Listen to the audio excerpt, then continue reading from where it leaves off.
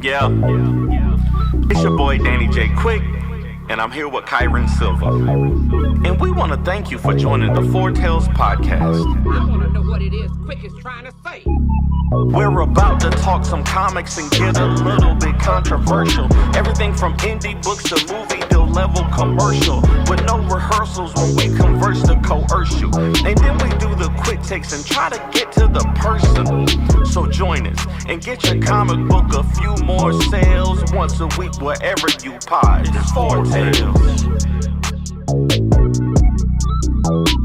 Once a week wherever you pod. It's Four Tales.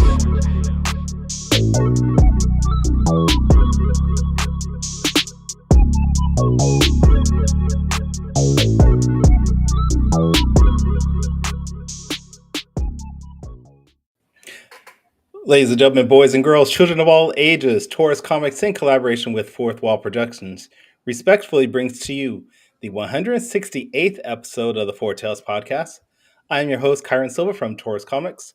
Across the way is the Orchid Scribe of Ace Blade, Danny J. Quick, and together we are your two award-winning blurred comic creators here to help you find your next favorite comic. We are live on the Age to Geekdom Network by Facebook, Twitch, YouTube, and TikTok, but still not Kick, because Kick, you suck. So if you're listening or watching us live, thank you for your support. But don't forget to like, subscribe, share, and review this podcast because all your positive reviews and interactions help us reach a bigger audience. And that audience is here to listen to Danny J. Quick return from his vacation. What's up, Yeah, bro? man. Everything Irie. Oh, okay. Oh, you go to Jamaica for 1 week and all of a sudden you got an accent? Yeah, that's all I got though. That's all I Okay. got. We went. They one of the tour guides. You know, she was explaining some of the popular lingo that you hear, and you know all of that good stuff. And they really, I'll be honest though, like most of the tour guides were telling us about how the island is getting taken over by foreign countries and how they live off of tips at this point. Crap. So tourism is a much needed thing there, but Okay. we did have a good time. We got to rest and celebrate a good friend of mine's 40th birthday. Shout out to Aaron Burns and the whole Burns family, man. It was a good trip. Shout out Aaron. I hope you had a fun time with Danny. I had a great time with Javon as your co-host step in. Y'all did great. Javon, I couldn't tell that it wasn't me. It was like watching the same show. The fact that Javon was sick while doing the show, and he did a flawless job doing the show, I might add. Yeah. Just tells you the type of person he is. So Yeah. I'm going to have Javon back again. Plus the fact that, he keeps that narrative of black guys wearing glasses.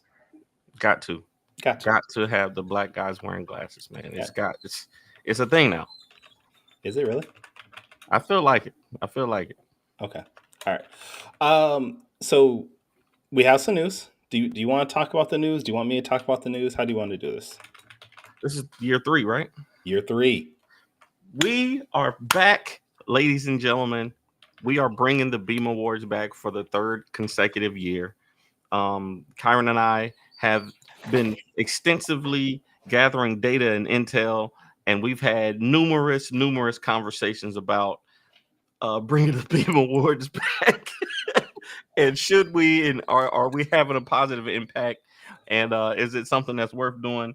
And the answers were all yes. So we are going to be bringing back the Beam Awards for the 3rd year this year. So, ladies and gentlemen, look out for more announcements about the Beam Awards in the coming weeks after CrockerCon, of course, because Kyron is going to be busy this week.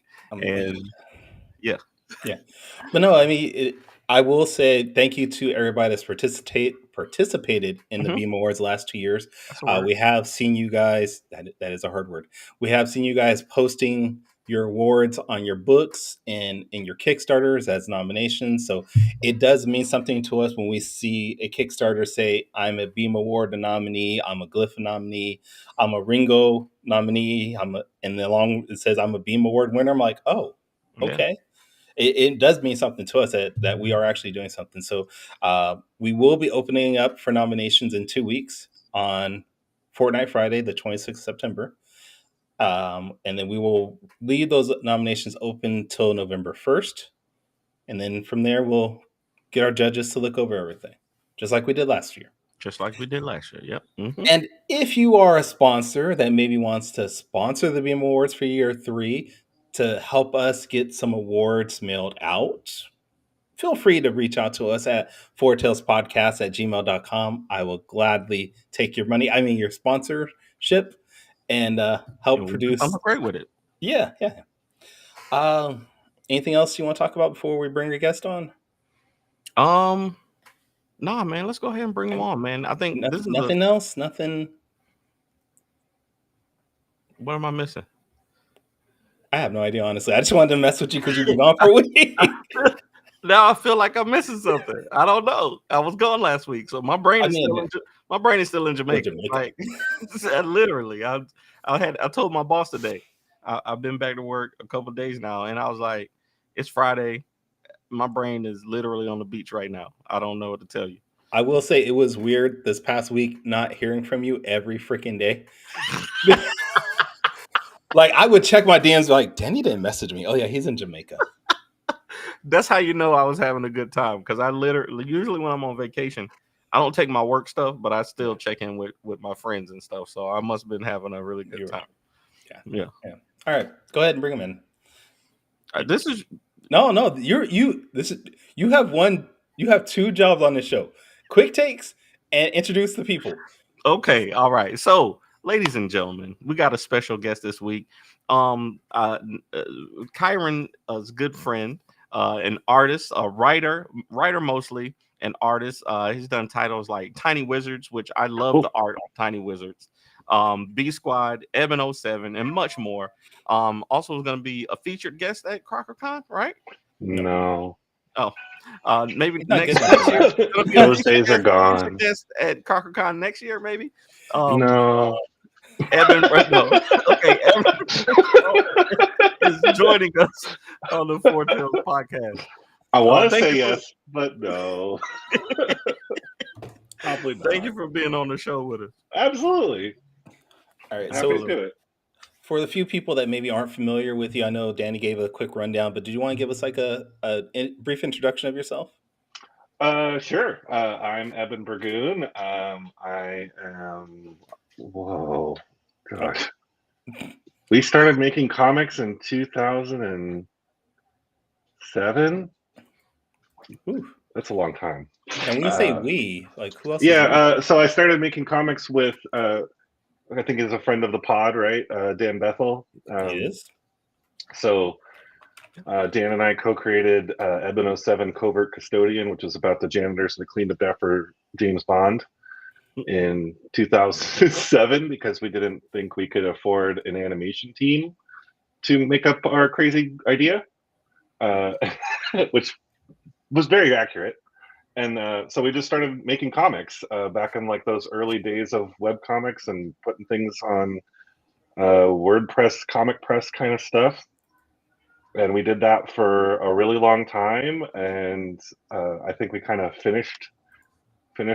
got it to a place where we called it finished. And then we kind of splintered off and started our own projects. So he's doing Long John now, and I started doing B Squad.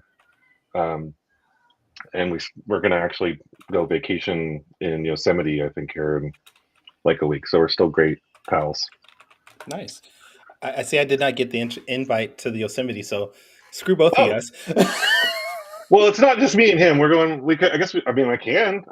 No. It's too late now. Yeah, I guess. Okay. I'm hurt inside, but it's all right. But no, we are glad to have you on. And honestly, this is the first time you and I have really been able to just talk.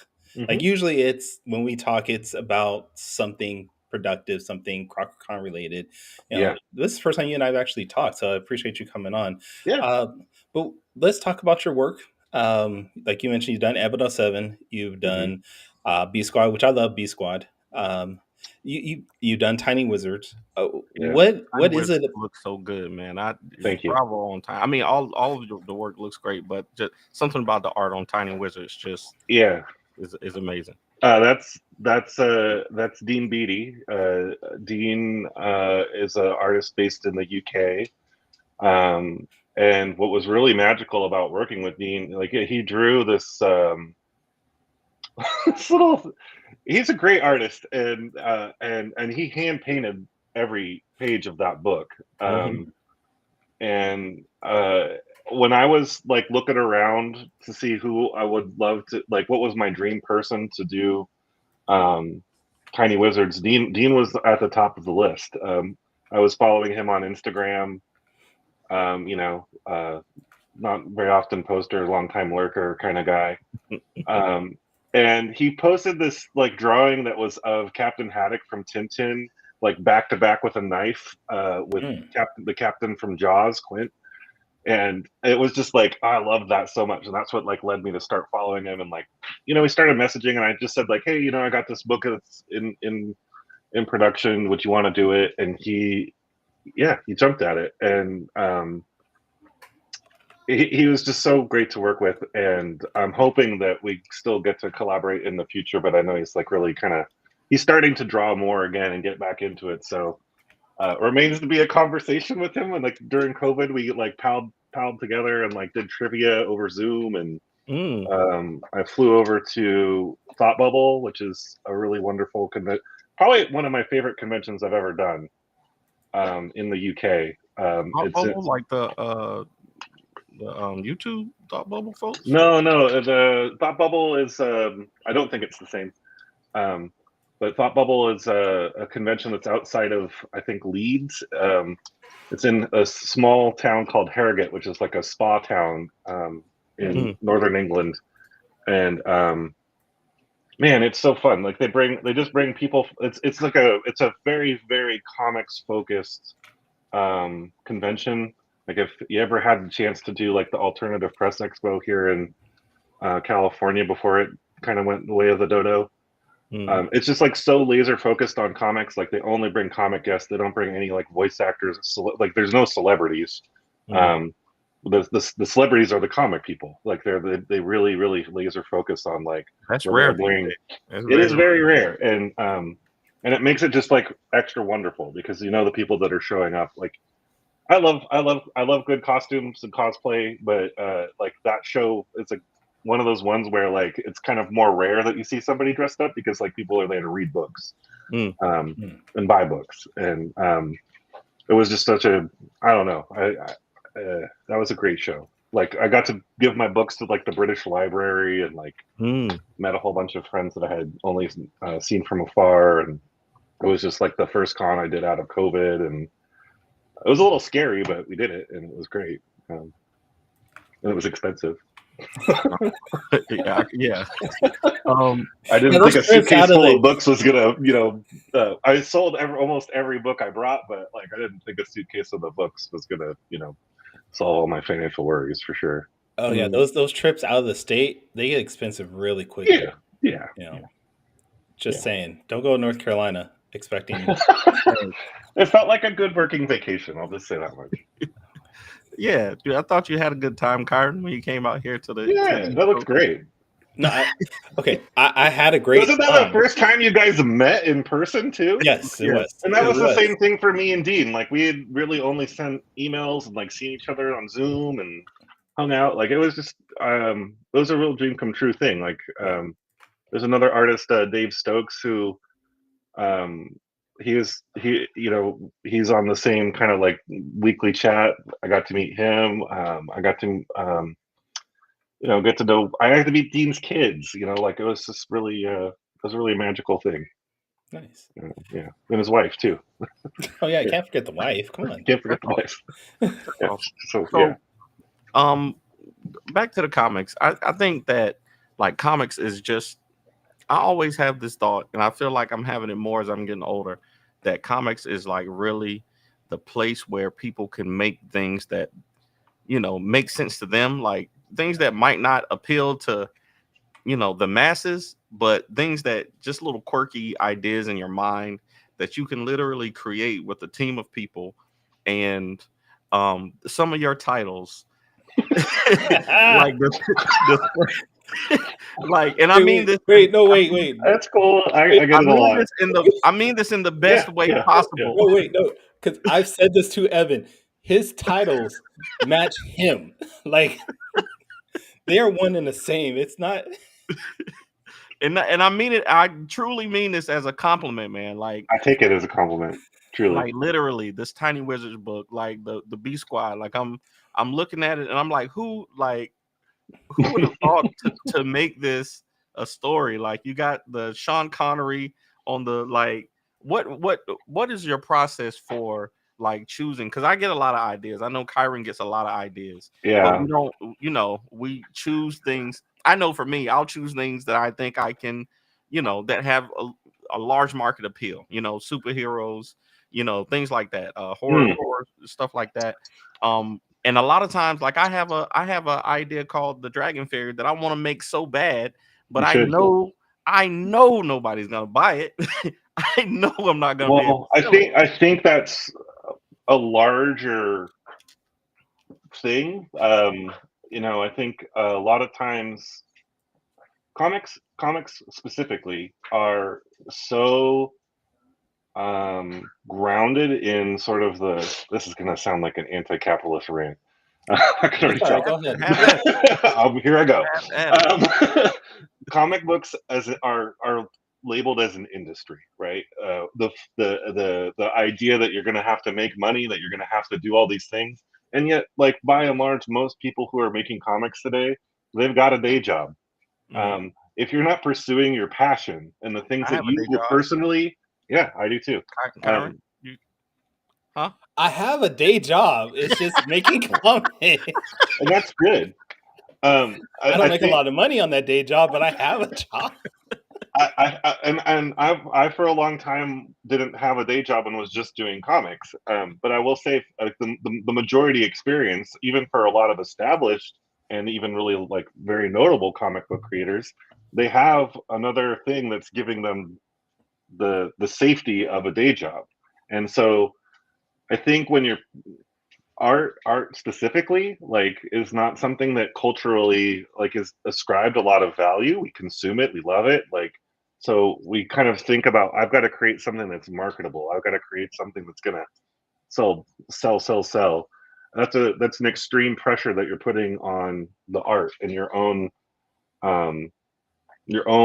creative ambition, right? Like if you can separate the economics from what you really want to do, and do it well and do it deep, like I think it's going to pay off so much longer, because comic books, you just look around, the guys that are in their 70s 80s plus, they were doing what they wanted to do, and they kept growing their audience slowly and slow build, and they told the stories they wanted to tell, and those are the ones that turn into the legends that we love.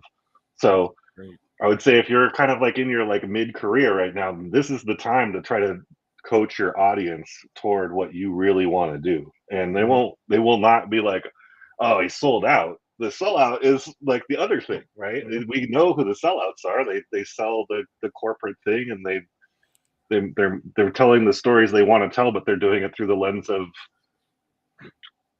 some IP Batman. they don't control, Yeah, they're telling a story through Batman. Mm-hmm. And Speaking of audiences, Brad Arney said, Danny, whatever you make, he'll buy one. There you go. Thanks, Brad. That's exactly what Evan's talking about. It's finding that audience. And absolutely, man. I love it. And I'm gonna do Dragon Fairy someday, because I think it could be a great should. story. Because but yeah, no, I agree with you. And I think there's a balance to it. Of course, like Scott Snyder is, as an example, Scott Snyder makes some great, he tells some great stories. They're not all super mainstream stories, but if he can use Batman to tell like this, the absolute Batman was really Beautiful. good to me. Like it's really good to me. And it's a story with a message, And but then there was also Canary, which was really different, that he did. And I think there's a place for all of it, for sure. Yeah, exactly. I think in that same breath, like I'm not trying to say the like quote unquote sellout thing is necessarily a bad route to take. It's just like comics specifically too are also just full of all these different journeys. Yeah. And your journey is your journey. Like the way that you get to where you want to be is going to be yours ultimately. Somebody's going to ask you like, what was your secret to getting to be Danny J. Quick? Well, The secret is I'm dating Jay Quick, not me, but Right. and I that's still haven't that's figured out great. quite what that means yet, but yeah. Because you're still on the journey. You're still on the journey. Like we're all gonna be. It's happening in real time. Like it's every single podcast, every single book, every time you make Dragon Fairies or don't. Like that's all part of the journey, and you'll one day you will, and it will be great. It will be better for it. Well, let's talk about your journey. You said you Oh, started off okay. as. I mean, this is an interview about you, not us. Oh, sorry. But no, but we okay. This is an interview for you to talk and talk about your works. But this is Yeah, also an interview because most of our audience are also comic creators themselves, yeah, honestly. So any tips are always appreciated. But your journey, you've had your ups and your downs, like sure, I'm sure yeah. any comic creator has. What are some things maybe that you would have done differently, knowing what you know Oh now? wow.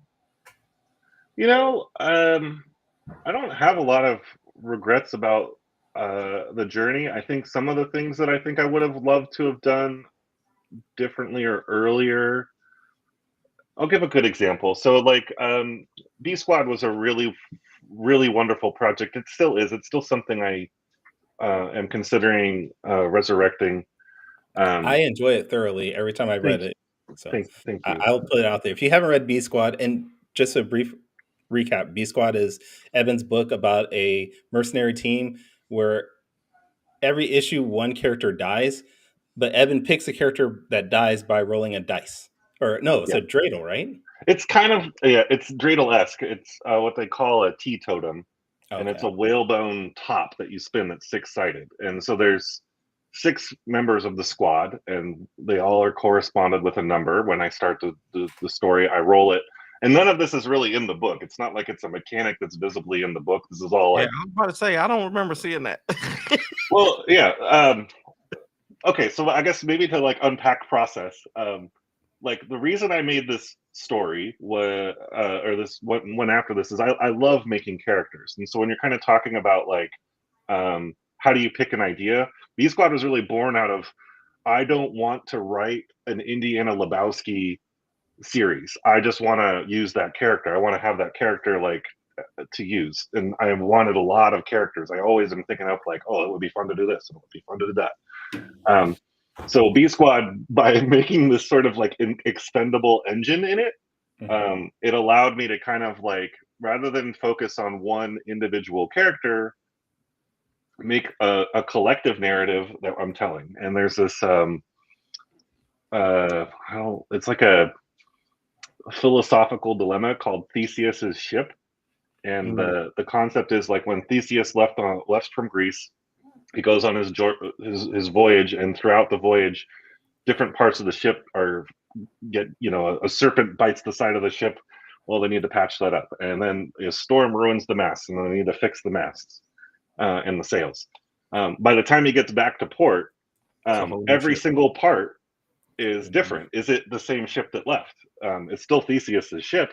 So is it a matter of possession, or is it a matter of the physical components? Mhm. So the heart of B Squad is playing with that philosophical dilemma, allowing me to basically, as I chew through these characters, like, is B Squad going to be the same, or is it going to be different? And are you going to enjoy, the same? Because that's the thing about things like the Avengers or a Suicide Squad, for that matter, which I think my book's more funny and more better than Suicide Squad, but neither here nor there. But it's also more random and weird, and it lets me explore lots of different ideas that I have. Because I just give the mission to the squad.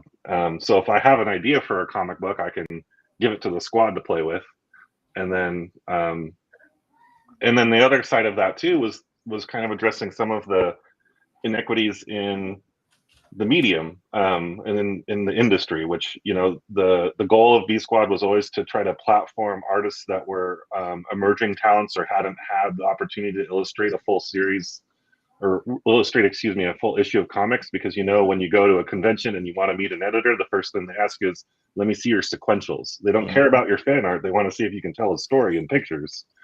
And for a lot of the people in Sacramento that I knew, that were illustrators, they didn't have somebody who was writing and could give them something to sequentially make and pay them to make that.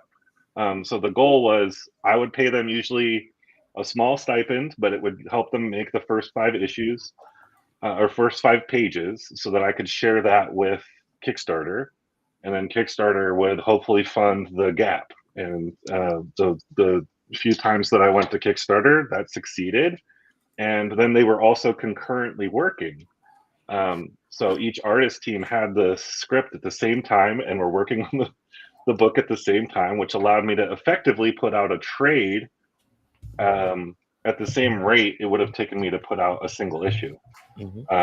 And you know, a lot of the people that worked on B Squad, in terms of what I would have changed differently, like one of the most beautiful things about B Squad was when we would be able to go to conventions and all these artists were kind of at the same thing, like they were at Stockton Con or SatCon or whatever convention. It was very easy to sell a comic. Stockton Con and SatCon, Danny, are conventions in different cities in California. Just want I drew the even when we did Dragon Con, or you know, there was a lot of conventions that we did where there was somebody there, and I could sell a copy of B Squad and say, "Oh, you want to go to table this, and table this if you want to get them to sketch in it too." What I had wish I had done differently was instead give those artists those books, which it was in their contract that they could buy them at print cost and sell them if they wanted to.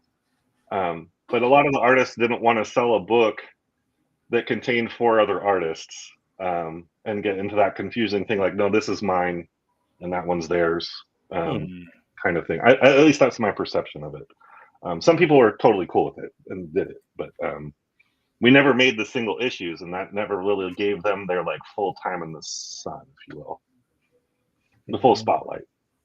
So I think I would do that differently. But I think that's a good observation, though. I think one of the things I talk to artists about a lot is, you know, being able to have more things on their table.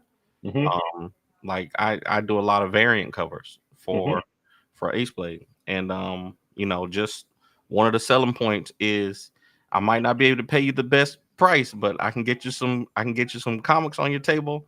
And you know, Ace Blade is not Batman, but people are starting to know who Ace Blade is. So it's you know, it's good to have a comic book on the table. If you got a lot of prints, cool, you know, that's great. But even though you didn't do the internal art, it's good to have a comic book on the table, and people love variant covers. So I think that's a great observation. I mean, the deep irony is that with B Squad, for folks that are not like super into comics, buy the book, they assume I did all the art because I'm the one selling it. And it's always a really tricky, like, I mean, it's not tricky for me, but it's tricky for their understanding. Like, oh, wait, there's a writer and there's a letterer and there's all these other jobs. Like, what are you talking about? I thought you're selling this. You made this. You did this, yeah. It is surprising how many people forget that there's different teams that do all this to make a book. It is funny. Yeah, and it's a real thing. And but I always really loved being able to, you know, kind of have that little piece of education, letting people, you know, and I mean, B Squad too, I think the other thing that if I had to do it over again that I'd do differently, you know, I got this, it was a prison of my own making, or I guess maybe not a prison, that's a little harsh, but it got the attention of an animation company, and they were at the time starting a comic book line, and they were interested in basically using it to, you know, try to pitch television shows and get it developed. And they wanted to kind of put the book into hiatus because they were going to like relaunch it and republish it. There's some other things that happened in my life at the time that kind of made that really, really tricky. And so I wish that what I had done differently there is, I think, just not, it was mine. It was always mine. I didn't have to put it on hiatus, but by putting it into hiatus and kind of like accepting that, I really lost a lot of momentum. Like, you know, that we had volume 3 characters and artwork already developed by Sean Sutter, who was like kind of the lead artist on B Squad. He would usually help me come up with, like, you know, I'd come up with these characters. Sean and I would sit down and we'd kind of talk about what they should look like, what kind of their powers are, and he'd kind of make this like character asset lineup of each character. So that way, like much like an animated show, the characters, even though they're being illustrated by a different person, they still could be on model in their own style. So we never tried to make any artist be like, well, you have to conform Sullivan Caliber to Sean's Sullivan Caliber. It's like, no, like as long as he's wearing his Expos hat and kind of looks like Sullivan Caliber, have at it. We're hiring you as an artist to show off what you can do. So do your best and do it in your style. Don't try to cop to somebody else. And that works so well. Like a book reads like an anthology. It's so fun. I think I still am very proud of it. But yeah, it lost its momentum. Like if I go back to the drawing board for B Squad, I'm like in this space in head where I'm like, do I just go for volume 3 or do I need to go back and really like redo or do like a reboot or B Squad re-rolled? I don't know. We'll see.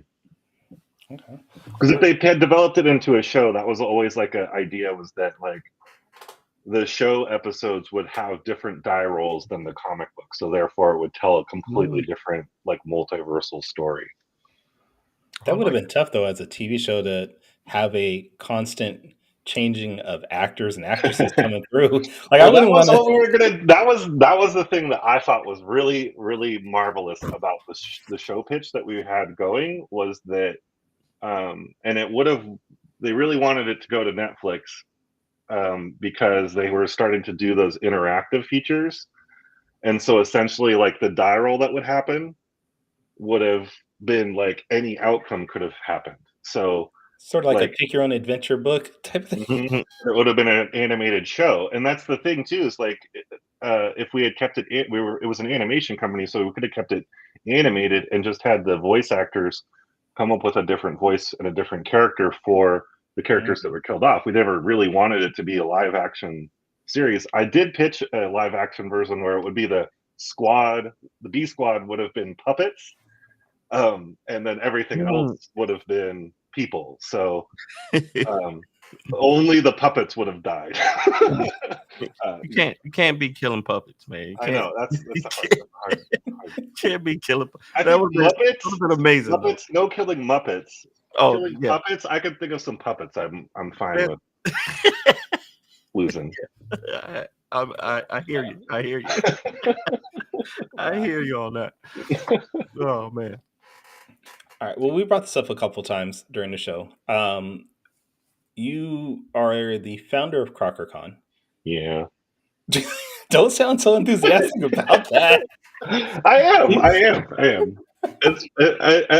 I think it's just so close around the corner that it's like the work of it is. Whew. It is a lot of work. What can you tell us about CrockerCon that you're maybe excited about? Oh wow! Well, this year's CrockerCon. So for I don't know how much you guys are talking about it on the show, but CrockerCon is essentially a comic book convention that is happening at a nationally accredited art museum here in Sacramento. So it really allows for a kind of a bridge to get created. So for pop culture, comic book enthusiasts, they are going to hopefully feel more welcome to come to an art museum, and vice versa. People who love to go to art museums get exposed to the art and passion and the process of making comic books, and hopefully helping to legitimize, which I, because of this whole other thing, learned recently that like it's now up to like 67% of in America that people view comics as art and literature. So like we've made huge strides in helping to legitimize comics as a true art form in the public's opinion. And so I think at the same time, though, I think those two things sometimes don't always mix in a way that allows for like, again, like that comics focused kind of convention. So that was like really my hope when I was like literally in an elevator with decision makers at the museum in 2013, and I told them like, oh, we could do a comic book convention, and that would be so cool if we did it here. And they were like, no, we don't do that kind of thing. And it was only like much later through some kind of like strokes of fate and being kind of the squeaky wheel that I am, and kind of just offering them up other opportunities to explore comics over that year, and they said yes eventually. And that first one was such a huge hit for them that they then were like, well, let's do it bigger next year. And then it was always like, let's do it a little bit bigger. Let's do it a little bit bigger.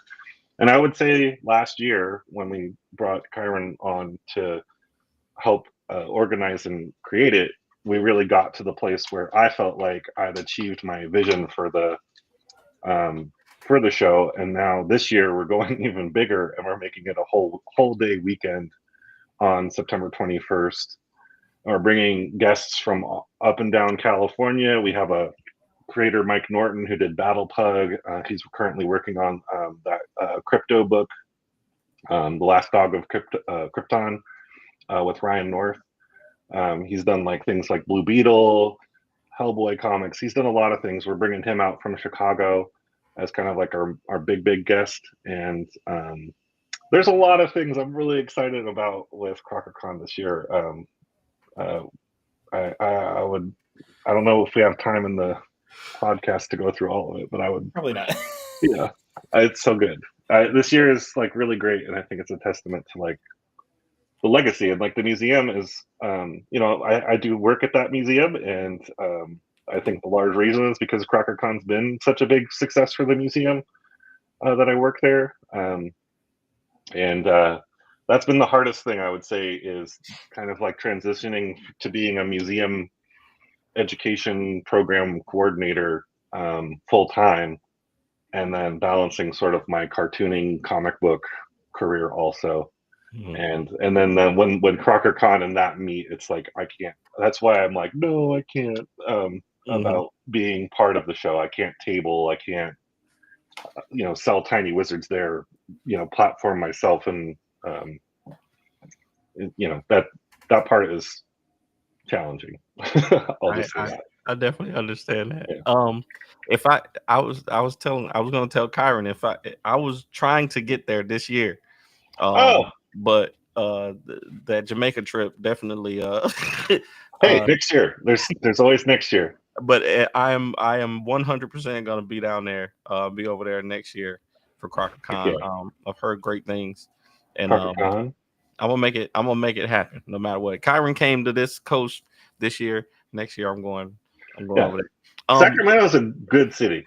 I really love Sacramento, except for those Kings. But everything else I hear is fine.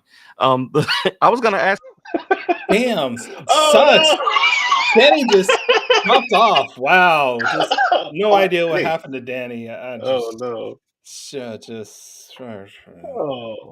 All right, I'll bring him back. I probably won't say what I think of the Kings. You see what happens when you. See what happens when you tell the truth? When you give certain people power. You see what happens. With great power comes great responsibility, and I have the responsibility to shut you up. No, but But I do love when you guys post on Instagram and like the light the beam thing. That's great. Light the beam, yeah.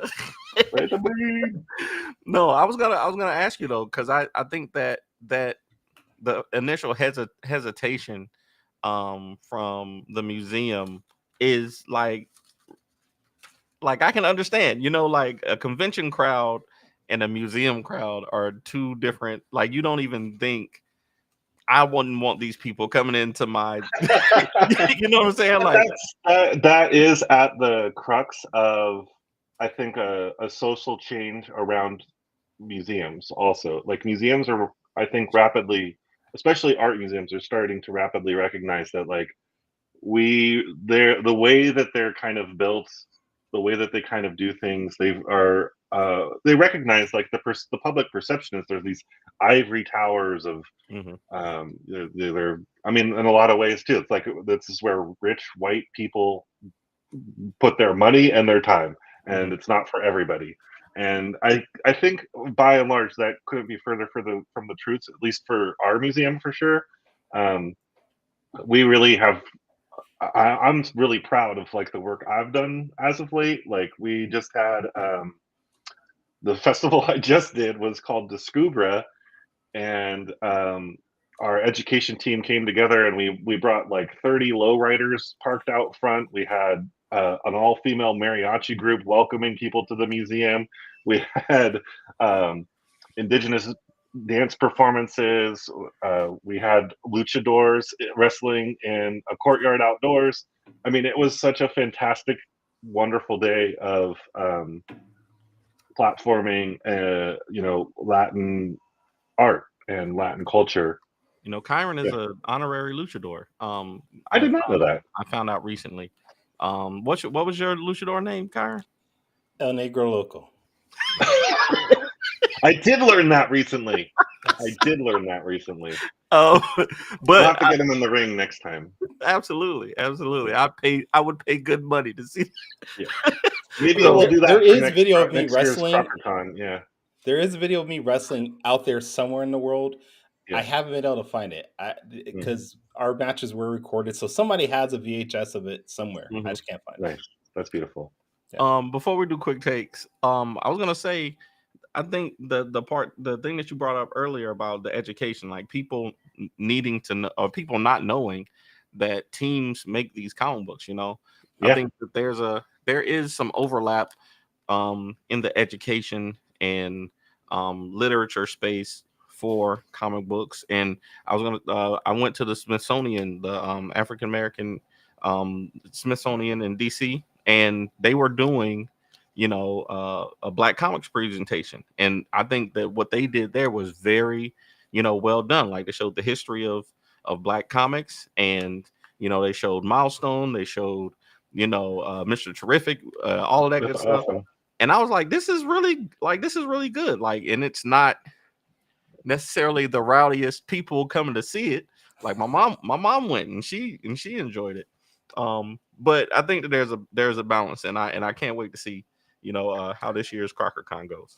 Yeah, I mean, I've been incredibly lucky in being an independent comic book producer with no publisher to be able to travel the world and bring comic books to places like the United Arab Emirates or to Egypt, and be able to give presentations and talks about how comic books as a medium truly are art and literature, but they're also a place where you can really unleash your own imagination and your own creativity, and do it in a way that maybe your other big dreams, it can be that stepping stone towards those things, but at least it gets it out of your head and onto paper.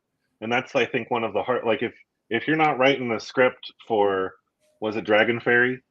If you're not writing that script and you're not getting that idea out of your head and onto paper, I hope you are, because like that's even a real rough version.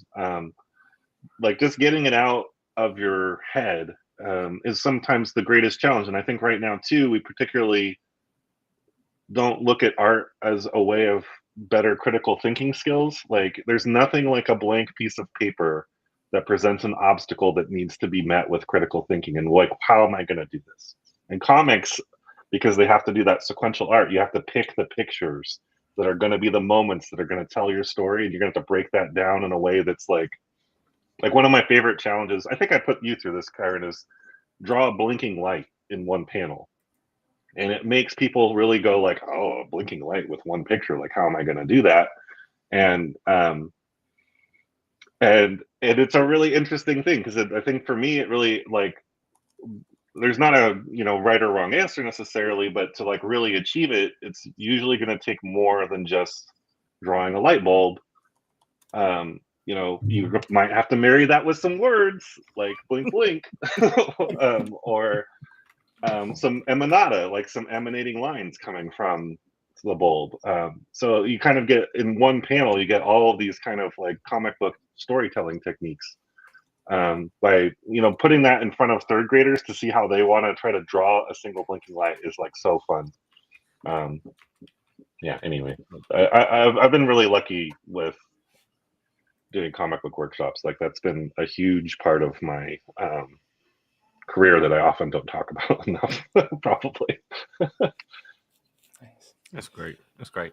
All right, Kyron. I know I took over the interview a little bit, but do you got anything else before we do quick takes? No, I'm good. I'm good. That's good. Okay. Kyron is a strickler for this for this timeline that we have. If we get too close to 8:45 and we haven't done quick takes, his anxiety is killing him on the inside. I can tell. Yes. All right. Quick takes. All right. Kyron, I'm ready when you are. Ladies and gentlemen, tonight we get to finally light the beam. Light the beam!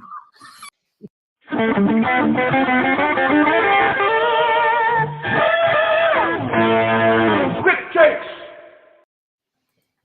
All right. So if you haven't seen the show before, Quick Takes is a rapid Q&A session where we grill our guests on their deepest, darkest secrets from the internet. We're going to ask you 5 questions. You got 45 seconds each to answer them. And this is just something for our audience to get to know you a little bit better. Okay. So question number 1. I am a Wordle fan, and I hear that you're a spelling bee fan. But I know most people who do the spelling bee also do the Wordle. So I do. Which one, Wordle or spelling bee, and why? Well, spelling bee doesn't track like your streaks or anything like that, and I love a good Wordle streak. So I definitely do Wordle all the time. My first word is haste. I've gotten it one time, but that usually gives me like that. I'm either a 2 or a 3. My 4s and 6s are not right, or my 5s and 6s are not very common. Really? Yeah. The haste is a good starter. Okay. I have no idea what y'all are talking about right now. Spelling bee is awesome though. I love spelling bee. Spelling bee is a lot. I have trouble with spelling bee, but I'm the best in my house, at least with Wordle. That new Domino one is fun. Domino, I haven't tried that yet. I haven't tried it yet. I love connections, but I'm not good at it. Same. So yeah. Same. Okay. Question number 2. I want to right up the street. We got this city park, and we have this little library in it. Cool. And I saw that you posted about filling up a little library. So I want you to tell us in 45 seconds about the magic of little libraries. Oh yeah. I've got an old newspaper box, and I hand painted it with like comic book kind of things, and it's a comic book little library. So, and it's very popular. I have to like reload that thing a lot. But basically, you basically just register with this little company in Minneapolis, and they'll put you on a map, and people can kind of discover it. And the exciting thing is that got on the radar of this book fairy. She drives around with old library books, and now that she knows that there's a comic book focused one, she drops off comic books into that thing like every other week. She's fantastic. Her name's Pat. She's a magic human being that goes and fills up little libraries all around Sacramento. I love it. I love it. See, 45, right on the dot. Right on the dot. That was good. I was born for this. This is great. Okay. Question number 3. Now, we usually have people on one side or the other of this question. I'm a dog lover. Oh, sorry. No. I'm a dog lover. I've never had a cat in my house. I refuse. Cats, are a different thing. Kyron has become kind of both a cat and a dog person. The cat lord. And I believe you have cats and dogs, right? Mm-hmm. So living together. For a person like me who can't imagine having a cat in their house, what are some of the good things about having cats and dogs? Oh wow! The number one thing is when you get what I call the cuddle puddle. If you can get a cat that kind of loves dogs, which usually are like tuxedo cats, are like incredibly good at this. We had a tuxedo cat that was a magical glue cat, and it would sleep with the dachshunds, and it would be just this little ball of dogs and cats sleeping together. That's amazing. We fortunately, all of our wiener dogs are elderly, and so they could care less about the cats, and the cats generally avoid each other. And I love cats. They're very you get a good indoor cat, like they're just fun to kind of be weird and fun. Yeah, I don't know if I sold it, but the cuddle puddle is amazing. I don't know. I might have to. My aunt had a cat, and that thing was the meanest thing I'd ever seen. Get a tuxedo cat. Tuxedo cats, like the ones that are like that look like they're wearing like a little tuxedo. They usually are like way more friendly and way more social. Okay. All right. Yeah. All right. Question number 4, and we've talked about CrockerCon a little bit on the show already, but I want to. Now you don't have to do this if you don't want to, but I want to know. What are the best things, if you can, in 45 seconds? What's one of the best things about CrockerCon, and what, honestly, in your opinion, is one of the worst things, or one of the things that you would like to see improve about CrockerCon? Okay, the best thing I think right now is that like the museum believes in it. The museum believes in it in a way where they're committing a lot of resources that the museum gets. We're able to, in some cases, fly these guests out, pay for them to come out. There have been CrockerCons where that has not been the case. So I think now that the museum really loves it and believes in it, I think that's really magical. And I'm really hoping that we can kind of build on the success of this year to kind of make a Sacramento comic book week. The worst thing I would say is the other side of that is it's only inside of the museum, so we can't make it very big. Okay, I like that. The last guy in the last 2 seconds. I like that. There are definitely other things I could say there too, but I want to respect the 45. That's right. That's right. Gotta stick to the time. Yeah. Okay. So question number 5.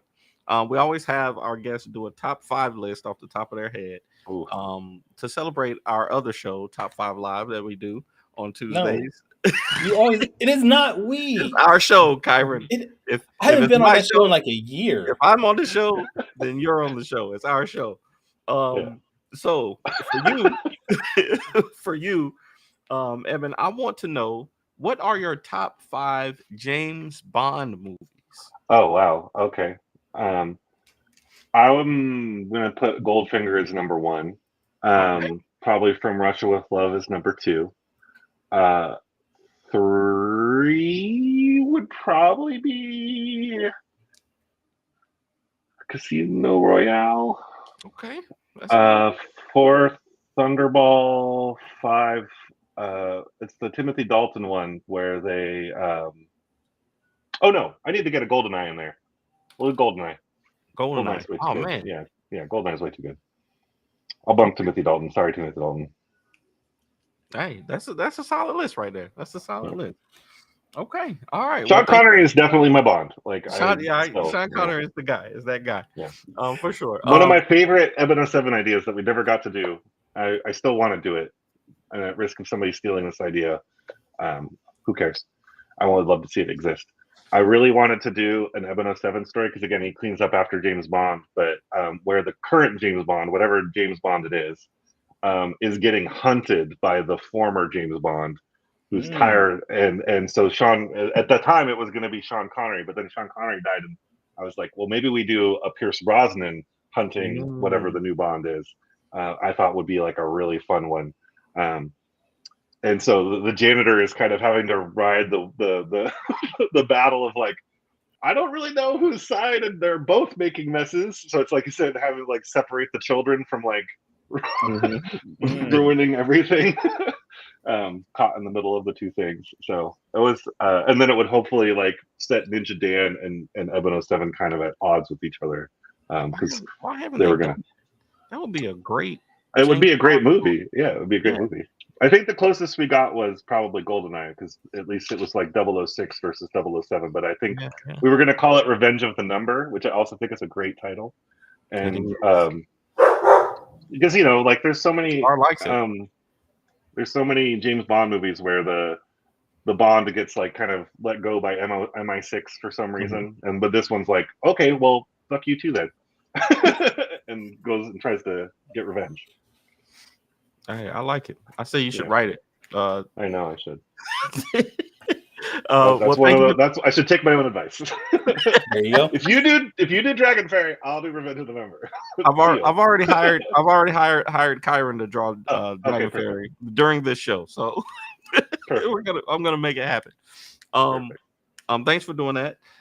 This week, Quick Takes has been brought to you by the Gemini Comic Supply. So if you go to Gemini Comic Supply and use the promo code AceBlade, you get 10% off your entire order. Back to you, Kyron. See, right. we're too close to what time is it? 8:55. Yeah, you're tired. That's what it is. You're ready for bed. That's all it is. Eben, we appreciate you being on, talking about your career. I mean, I knew coming in there's no way we could have gotten through everything just because you're a talker. So I know there was no way we could have got through everything. So we might have to bring you back another day in the future if you're willing to. But 100%. we do want to make sure, though, that our followers and our listeners keep up with you and your work. So where's the best place online to do that? Well, my name is my website, so ebenburgoon.com. I have a mailing list there that I post to fairly infrequently. And then I post to Instagram, probably is the only place I post. I sometimes post on TikTok, but ebenburgoon.com is probably, if you want to find where I do things and what I do, that's where to go. 100%. Okay. Danny, where can people check your work out? That's a good question. I guess the best place to find me is fourthwallpros.com, where you can get all of our comics. And if you want to find me on social media, is at the Ace Blade on all social media platforms, or my new page, Kevon Comics. Nice. Are you serious? Did you make that? I changed. I had a backup page on TikTok, and I changed it to Kevon Comics because everybody says I look like Kev on stage. So, Okay. Kyron, where can people find you? You can check me out at TaurusComics.com. I am at Taurus Comics at all social media platforms. So if you want to, please go check that out. You really did change it to Kevon Comics. Oh my God. All right. And this is your first time checking out our podcast. You can go to our website, fourtailspodcast.com. You can listen to our previous episodes. You can buy some merchandise. You can catch up on the Beam Awards, which is coming soon. But that is the number 4, TALESpodcast.com. Join us next week, though, where we will have Gene Willoughby on the show talking about sunstorms. I'm lost at this Kevon Comics thing. But yeah, join us next week. Gene Willoughby on the show. Until then, everybody, sayonara, goodbye, and please take care of yourselves.